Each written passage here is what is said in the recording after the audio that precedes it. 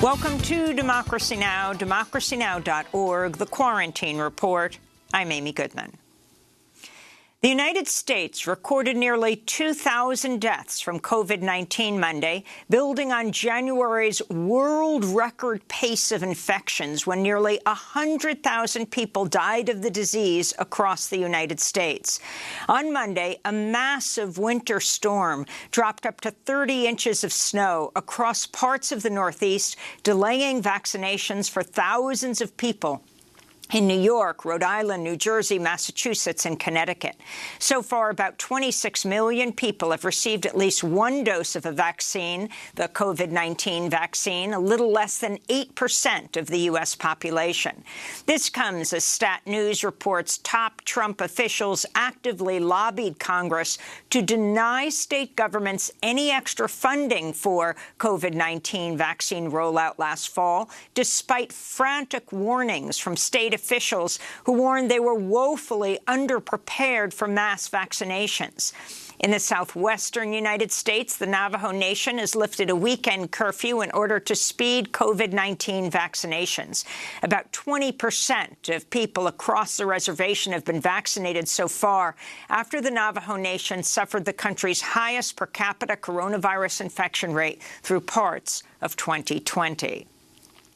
President Joe Biden is signing 3 executive orders on immigration today. The first establishes a task force that'll aim to reunite hundreds of asylum-seeking families separated by the Trump administration. The 2 other orders will look into Trump's disruption of the asylum process, restore funding to Central American countries aimed at combating the root causes of why people flee, and review Trump's controversial Remain in Mexico program and other Trump-era policies that made it harder for immigrants to get permanent residency if they use public aid, such as food stamps. This comes as immigration advocates are condemning the deportation of hundreds of asylum seekers within the first few days of Biden's presidency, after a federal judge temporarily blocked Biden's 100-day moratorium on many removals.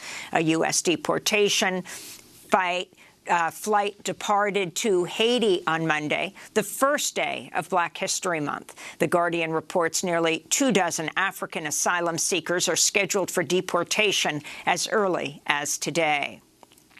A group of 10 Republican senators met at the White House with President Biden and Vice President Kamala Harris Monday, pushing a $618 billion coronavirus relief package that's far smaller than Biden's proposed $1.9 trillion bill.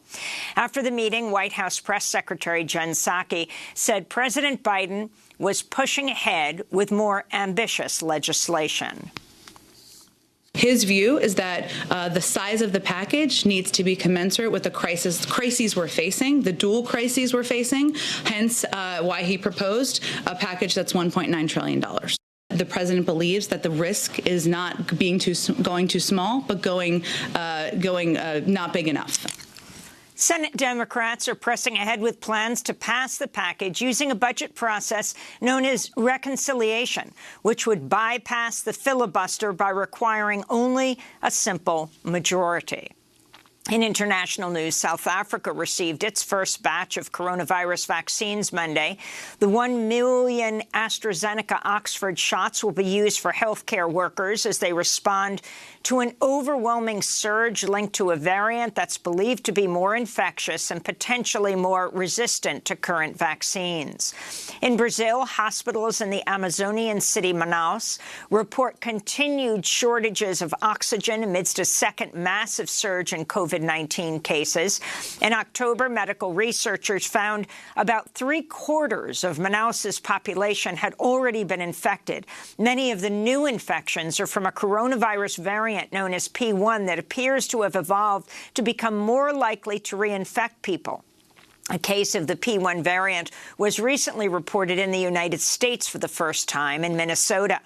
In Hubei, China, a team of World Health Organization experts are continuing their investigation into the origins of COVID-19 with visits to local disease control centers Monday.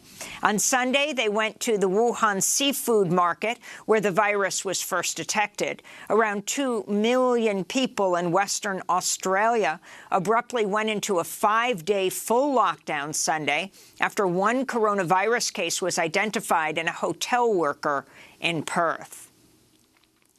Back in the United States, Congressmember Alexandria Ocasio-Cortez has opened up about being a sexual assault survivor and traumatic memories that resurfaced on January 6th when a violent mob incited by President Trump attacked the U.S. Capitol. In a powerful Instagram Live video broadcast Monday, Ocasio-Cortez said she hid in the bathroom of her Capitol Hill office, fearing for her life, as a man barged in repeatedly shouting, "Where is she?" The man turned out to be a Capitol police officer who had not identified himself. Ocasio-Cortez says she and a staffer were unsure whether the officer was there to help them or hurt them. She says she ultimately ended up barricaded in the office of California Congressmember Katie Porter with furniture pushed up against the doors. Ocasio-Cortez said she decided to share her story after Republican colleagues asked her to forget about the insurrection and move on. The reason I say this and the reason I'm getting emotional in this moment is because these folks who tell us to move on, that it's not a big deal, that we should forget what's happened, or even telling us to apologize, these are the same tactics of abusers. And I'm a survivor of sexual assault. And I haven't told many people that in my life. President Trump has assembled a new legal team to mount his defense at next week's Senate impeachment trial after 5 members of his previous team quit. Trump has hired Bruce Castor, a former district attorney from Pennsylvania, who in 2005 decided not to prosecute Bill Cosby after the comedian Andrea Constand accused him of drugging and sexually assaulting her. Cosby went on to be convicted of that crime in 2018. Another lawyer hired by Trump, David Schoen, previously represented Trump ally Roger Stone, as well as Russian and Italian mafia bosses. Schoen met with Jeffrey Epstein a few days before he died in jail. House Democrats introduced a resolution Monday to remove Georgia Republican Marjorie Taylor Greene from her congressional committee assignments over her history of violent threats and racist, anti-Muslim, anti-Semitic comments. On Monday, Senate Republican leader Mitch McConnell did not mention Greene directly by name, but referred to her, quote, loony lies and conspiracy theories, describing them as a cancer for the Republican Party. McConnell told The Hill, quote, somebody who suggested that perhaps no airplane hit the Pentagon on 9/11, that horrifying school shootings were pre-staged, and that the Clintons crashed JFK Jr.'s airplane is not living in reality, McConnell said. In El Salvador, 2 activists were killed Sunday and 5 others wounded after gunmen opened fire on a group of supporters of the leftist political party FMLN in the capital, San Salvador. Gloria Rogel del Cid and Juan de Dios Tejada were members of FMLN and survivors of the U.S.-backed war in El Salvador. The group had been campaigning all day as El Salvador prepares to hold local and legislative elections at the end of the month. FMLN lawmakers and Salvadoran advocates blamed conservative President Nayib Bukele for instigating political violence after Bukele insinuated the FMLN had planned the attack against its own people. In a statement, CISPES, the Committee in Solidarity with the People of El Salvador, wrote, quote, "It's heartbreaking and terrifying to see a return to this type of overt political violence in El Salvador, which had largely ended after the peace accords were signed in 1992.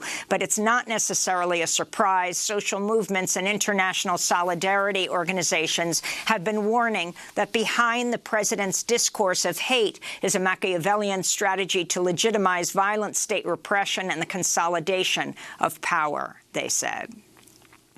The United Nations is calling for the restoration of democracy in Burma after the military seized power just hours before a new parliament was set to convene Monday.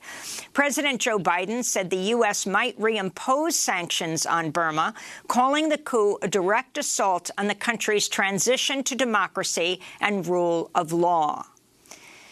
In Turkey, massive student protests continued in Istanbul Monday following the arrest of 4 university students over artwork that depicted the LGBTQ rainbow flag alongside the image of a sacred Islamic site.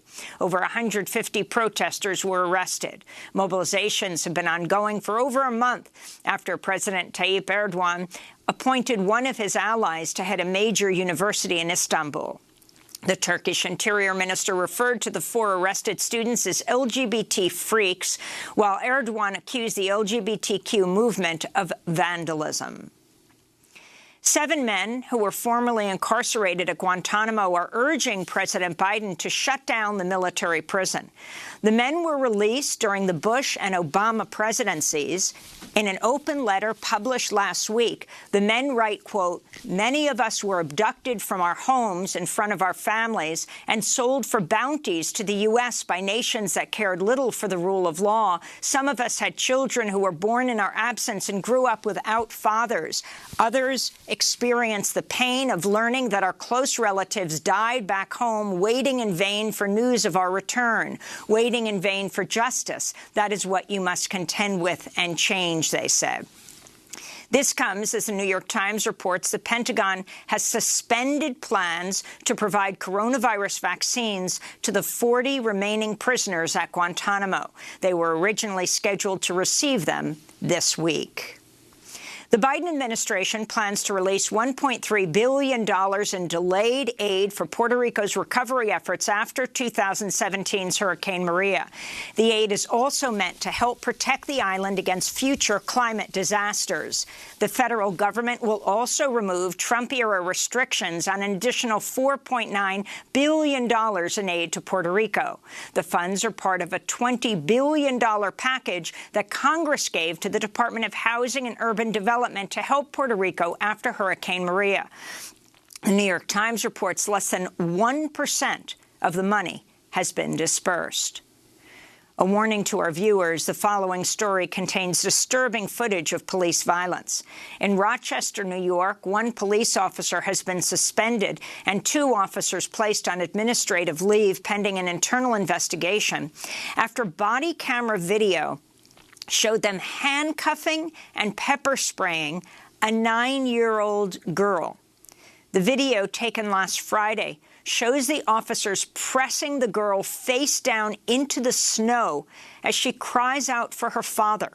One officer says, "You're acting like a child," to which she responds, "I am a child." When the girl refuses to sit in the back of a patrol car, an officer pepper sprays her in the face. Rochester Police Union President Mike Mezzo on Sunday defended the officer's actions. He made a decision there that he thought was the best action to take. It resulted in her no injury to her.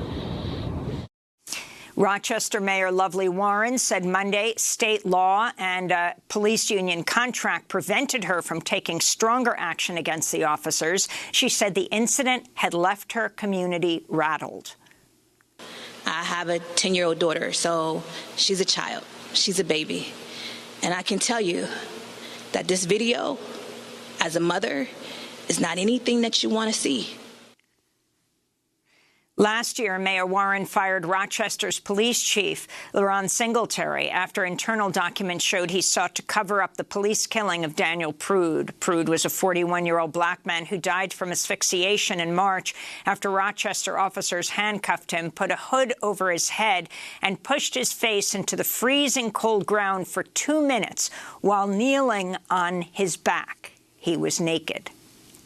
And in Oregon, a voter-approved ballot measure went into effect Monday, making it the first state to decriminalize low-level drug possession of all drugs. Oregon will use the savings from reduced prison time to fund crime prevention and addiction treatment programs. Drug Policy Alliance Director Cassandra Frederick wrote, quote, "Today, the first domino of our cruel and inhumane war on drugs has fallen, setting off what we expect to be a cascade of other efforts centering health over criminalization." And those are some of the headlines. This is Democracy Now!, democracynow.org, The Quarantine Report. When we come back, the number of Latinx patients dying daily from COVID-19 in Los Angeles has increased by 1,000% since November.